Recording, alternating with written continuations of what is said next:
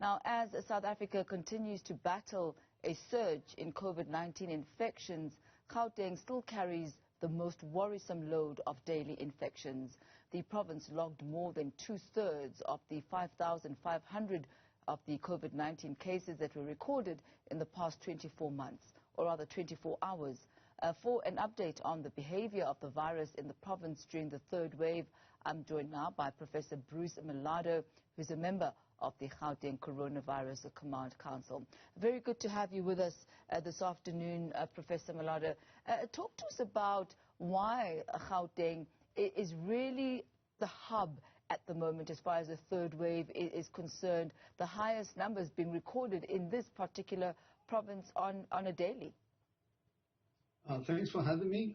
Indeed, as you correctly point out, Gauteng is driving the numbers in the country right now. I mean, this is not because Gauteng is a special place, but because the pandemic evolves in very complex ways and follows complex patterns. So the reality is, and the fact of the matter is, that we do have a serious acceleration in the number of cases. We are in the middle of a spike.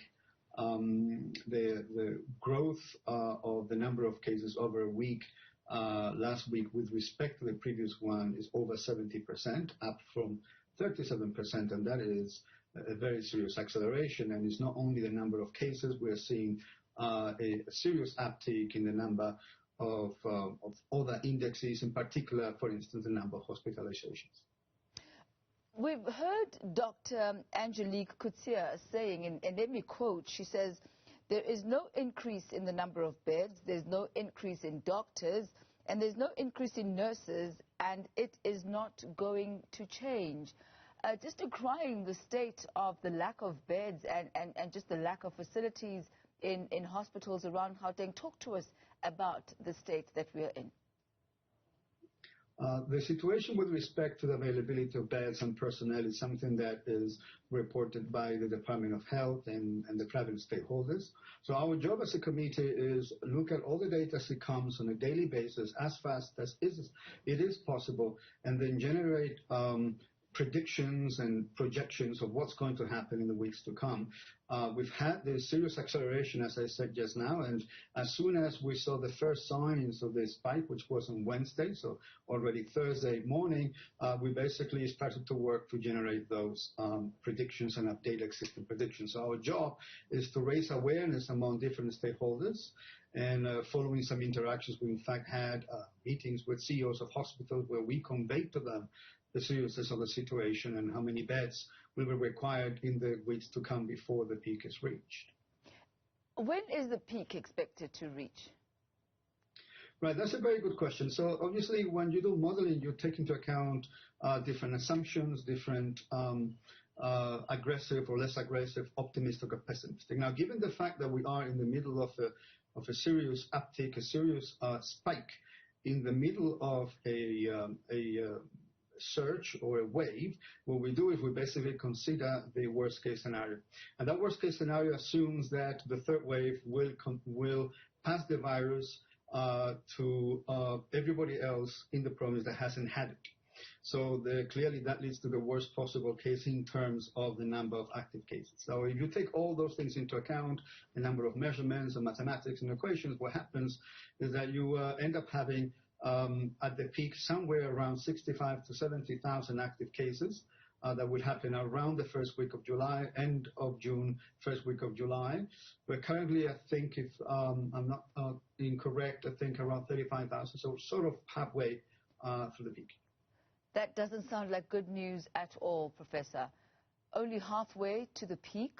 When are we expected then to plateau, and what would a plateau be looking like? So according to this worst case scenario, again, we hope it's not going to be the case. We hope that we will improve in the way we adhere to social distancing. We can level off at lower numbers, but this worst case scenario certainly indicates 65 to 70,000 the first week of July. Yes, indeed. And what type of support does the province need? Right, so this is a multi-pronged approach. Clearly there isn't a silver bullet or a magic wand that will solve all our problems. I mean, it's really a combination of many things.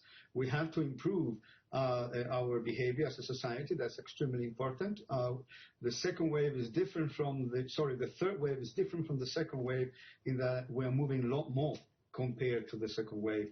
We have a lot more mobility, and the mobility reports are extremely clear about the fact that there is a lot of movement of people in the province, and from sub-district to sub-districts, and so on and so forth. So that really forces us to adhere to social distancing very strictly. Wear masks, sanitize, and keep distance when actually it is possible.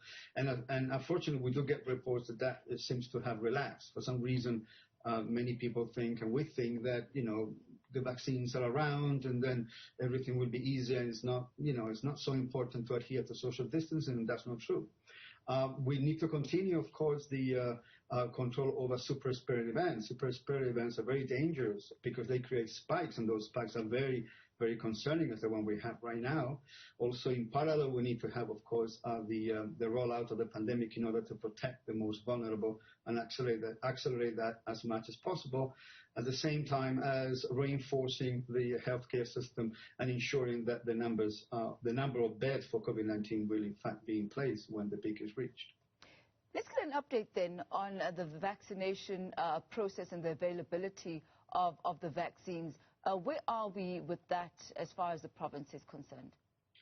Okay, so the progress of vaccination, that's something that the Department of Health reports. Our role as a committee is to maximize the efficiency of the rollout and provide smart algorithms that allow the province to devise strategies to administer the limited amount of vaccines to the population as efficiently as possible. That's our role. It's an advisory role. So I would basically refer, in order to answer that question, to the Department of Health, which constantly, feeds information to the public as to where we are in terms of vaccination. What you could perhaps answer regarding that is perhaps the type of challenges that have been faced specifically in the province regarding that.